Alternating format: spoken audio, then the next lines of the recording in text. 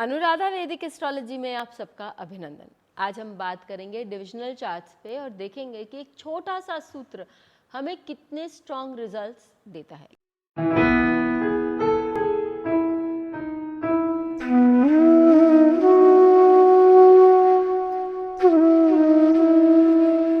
लेकिन उससे पहले आप सबका अभिनंदन, सबका धन्यवाद कि आपने हमारे YouTube और Spotify चैनल्स को लाइक शेयर सब्सक्राइब किया। यही नहीं, आपने अपने कमेंट्स और सजेशंस भी दिए।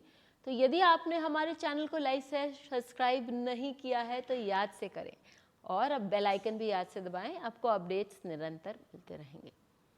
शेषाद्री अय्यर जी, इन्होंने बहुत अच्छा काम किया और बहुत सारा काम किया है वर्ग कुंडली के विश्लेषण में, और उसके लिए इन्होंने बहुत सारे इसके रूल्स भी दिए हैं। यदि आपने उनके रूल्स नहीं पढ़े हैं या उनके बारे में नहीं सुने हैं तो बहुत सारे रूल्स उनके हमने अपने वीडियोस में बताए हैं।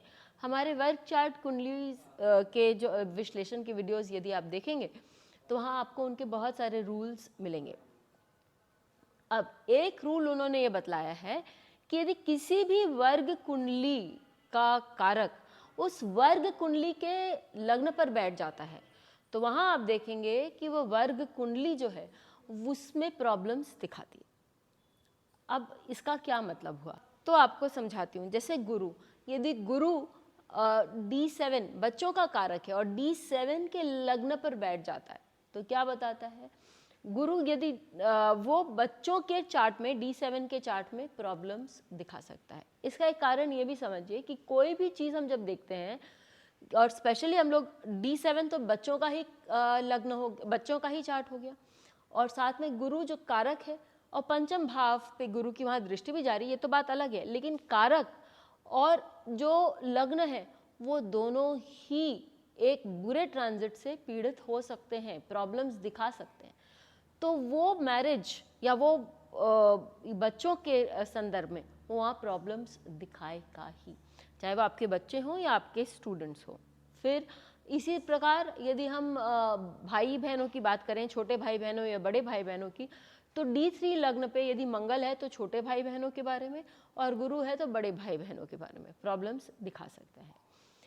सूर्य चंद्रमा D12 द्वादशांश के लग्न पर हो तो पिता या माता उनको लेकर या उनके साथ भी हो सकता है या उनको लेकर भी हो सकता है, वो प्रॉब्लम्स दिखाई दे सकता है। फाइनली हम लोग D9 पर आते हैं। यदि D9 जिसका या नवांश जिसका कारक कौन हुआ? शुक्र हुआ।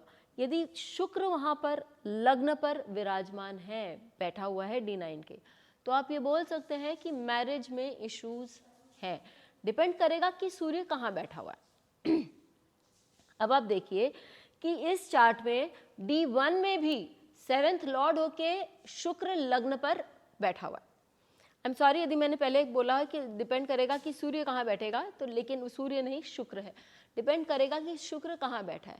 शुक्र ऑलरेडी आप देखिए यहाँ पर D1 में 7th हाउस का कारक है और 7th हाउस का लॉर्ड भी है और D1 के लग्न पर बैठा हुआ है। याद रखिए, लग्न पर जो ग्रह बैठता है वो लग्न को अपने हिसाब से चलाता है और लग्न पर अपने हिसाब से भावी होता है, कारक के रूप में, भावेश के रूप में।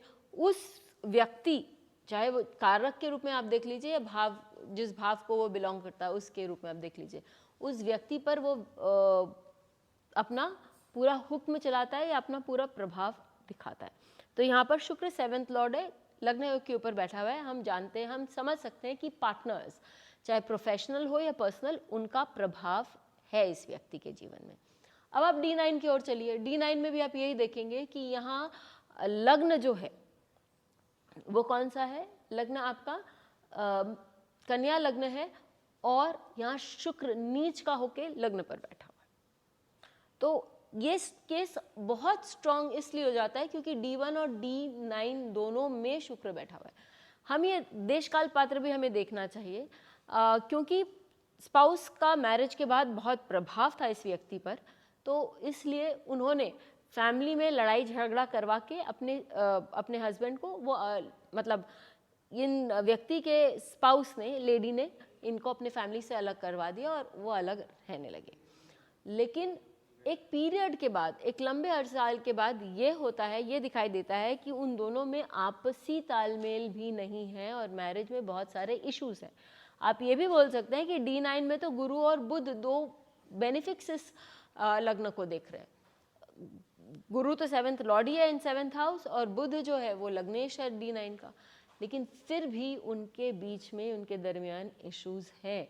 और वो लेडी, क्योंकि वीनस डेबिलिटेटेड है, तो वो लेडी अपने भाषा में, बोलचाल में बहुत ज़्यादा अच्छी नहीं अपने स्पाउस के कारण, लेकिन क्योंकि गुरु यानी कि 7th लॉर्ड या 4th लॉर्ड हम बोलेंगे, तो परिवार के कारण, परिवार वालों के कारण, परिवार की सुख शांति के कारण वो दोनों अभी भी एक साथ रह रहे हैं, एक छत के नीचे रह रहे हैं, लेकिन एक साथ नहीं है जीवन में, और काफ़ी डिफरेंसेस हैं।